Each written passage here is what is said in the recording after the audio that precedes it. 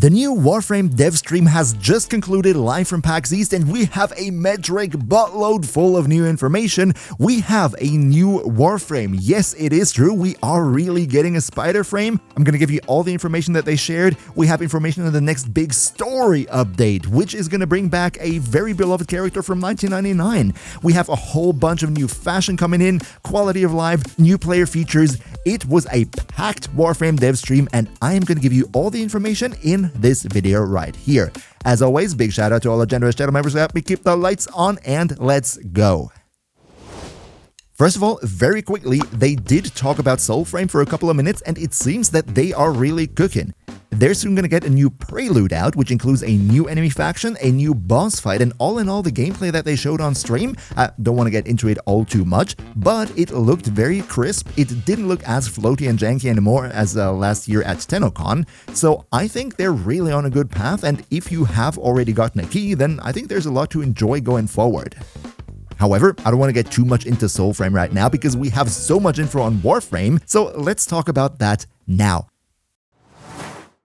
In Warframe, they basically teased the next two updates. One update is already going to be this month, roughly in 2 weeks on May the 21st, and that's going to be a more fashion-themed update. And then the big update, they didn't give an exact date, but they said it will be in June before TennoCon, and we're going to get over both of these updates right now. First of all, the May update, the Fashion Frame update, we are gonna get Yareli Prime. Yes, they did show a little teaser. She looks absolutely gorgeous. You can see her in the background right now. She's of course gonna come with the Compressor Prime, her, signature little weapon. And I think we can do a whole lot of fashion with her. Big W in my books. And of course, I'm also finally gonna get around to making a Yareli guide once she's out. So if you don't wanna miss out on that, maybe you might consider leaving the channel a sub. Welcome to the crew. However, about Yareli Prime, they did say that it wouldn't only be that little teaser that they showed here, they would do a full Prime trailer for her, and that's gonna air, of course, before May the 21st, before the release, so I can't wait for that. But Yareli Prime is not gonna be the only fashion. They teased it in the last dev stream already.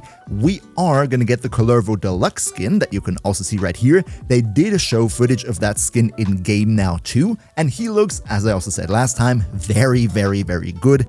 He is going to be coming in the same update on May 21st, so if you like melee red crit dude, then this skin might be something to snipe for you. Now, if I understood it right, then for the May 21st update, that would have been it already. But the June update, which will come sometime in June, we don't have an exact date yet, will be the actual bigger one, introducing a brand new story, introducing the new Warframe, which will be the Spaider Frame, and so much more. So let's take some time and discuss that in detail right now. First of all, the title of the new update in June will be called Isleweaver, and it will be Deviri themed. In this update, the story will be that Major Nessie Rusalka from Warframe 1999, where she's not dead, instead, she took over Deviri. The writer of that update said that because we took 1999, we took Helvania from her, she now went to Deviri and took Deviri from us. However, they did tease that maybe it was not 100% she herself. Her mind might have been taken over by the indifference, so there will be more lore and story to uncover. They specifically said it will be a bit more lore heavy, and the way this whole update is going to be played is similar to the normal Deviri run, where you're going to start out in your little cave, but now, as you can also see, Dominus Thrax is also going to be our ally. He is going to be there with us, and we're going to help him out get rid of Nessie Rusalka.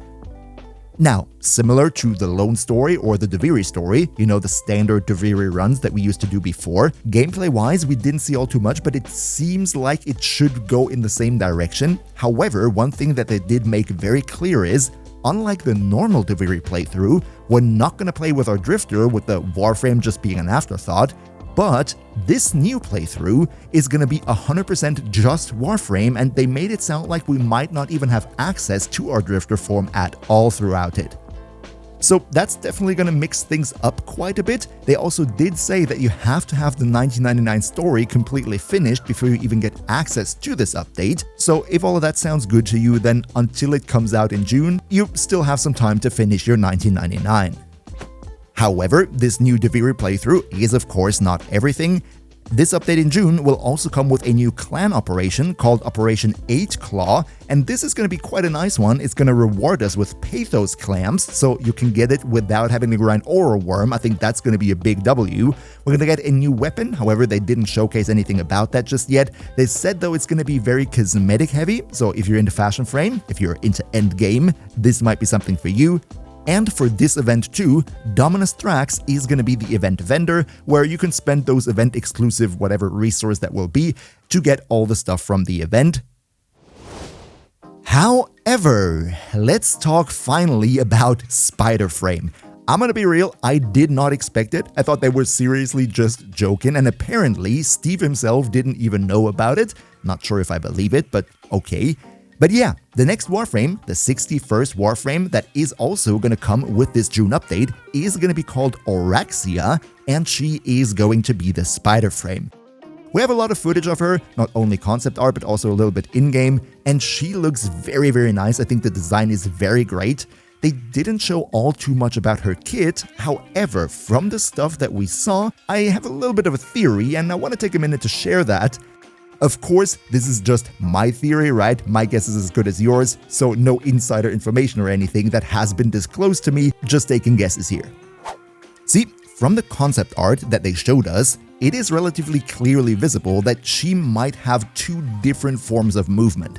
She can of course run on two legs like a normal Warframe, but from this screenshot right here, we can see that she might be able to also run on like spider legs that come out of her back. And Rebecca said that they are working on making it so that you might actually be able to climb up walls in this spider leg form. She said they're not exactly sure yet whether they'll be able to technically implement that, but if yes, then that is the plan on what's gonna happen there. I personally think this kind of sounds like she might have an exalted form, right? So you walk around normally, and if you activate her exalted, that then brings out the legs and you go into spider mode. Maybe she comes with exalted weapons as well. There was like a little snippet of a clip where she draws out some sort of dual-handed weapon. It wasn't really clearly visible what that is, but it kind of sort of gave me the impression that maybe it's gonna be that if you pull out her exalted, she's gonna go into spider form and you can switch it on and off. But again, my guess here is as good as yours. As to what her other skills are, absolutely no idea. They did not disclose that. However, they did say that similar to the previous updates, if you want to get her for yourself, there's going to be a special mission node where you can grind that specific mission and get the blueprints there, and get probably also again a resource there that you can trade in with someone to get the blueprints if you get unlucky with the drops. I personally believe that this new mission node for her will be taking place somewhere on Lua, because as you see in the background right here, this scene kind of looks like it is shot on Lua, so I think Lua would not be unlikely. We haven't seen that in quite a while actually. And they also said that her signature weapon that will come with her will be a whip. It will be a Tenno whip, so probably whips getting some love too now. I think that's good. However, if you thought that just a new Warframe and a big new story update will be everything in the next update, you are wrong, and we have so much more, including quite some large Warframe reworks. Let's get into the nitty-gritty now.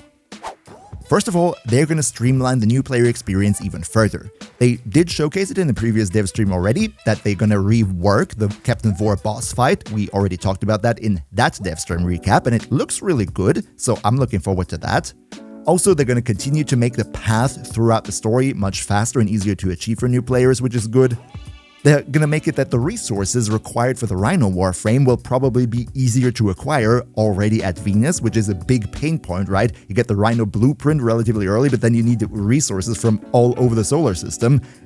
You cannot get that easily as new players, so they're going to look into that, plus a lot of other new player stuff. I think for new players, this is going to be a very big W.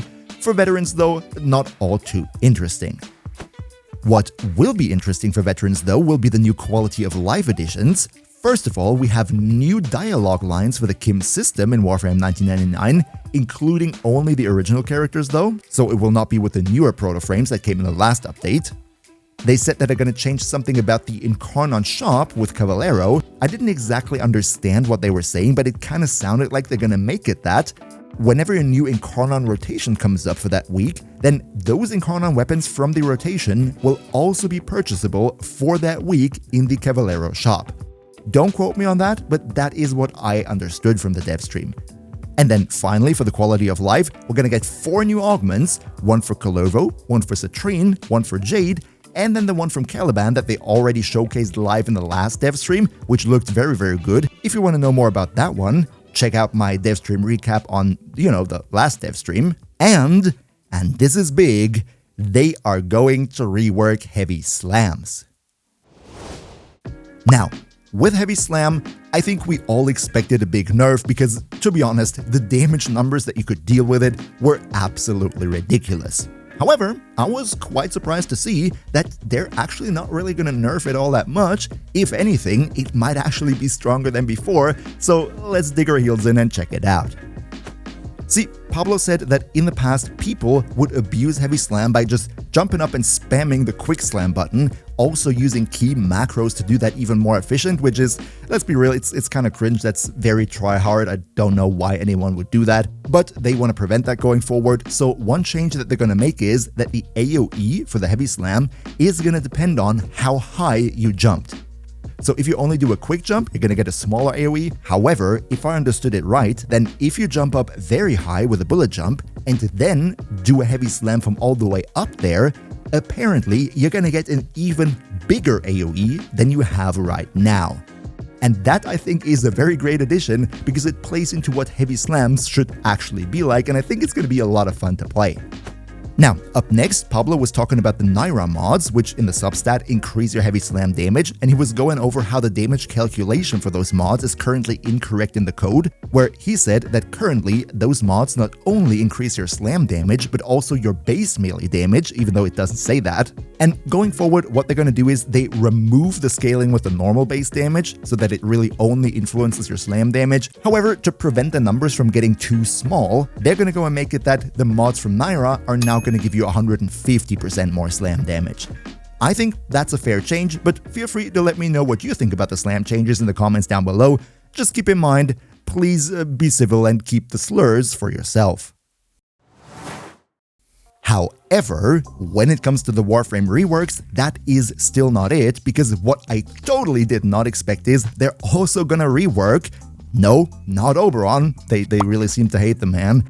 No, they're gonna rework Valkyr. And this one got me a little scared, and we're gonna have to see how this plays out in practice once the update goes live.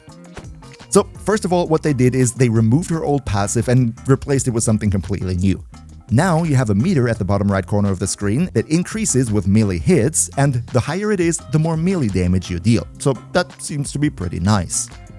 Her first ability is going to be now quicker and snappier. You can also see it in the background right there. It looks really nice to play, and when you aim it at an enemy, you're not going to pull the enemy towards you, but you're going to pull yourself towards the enemy and kick him in the face, dealing melee damage. This kind of looks like Uncharted 3, not gonna lie.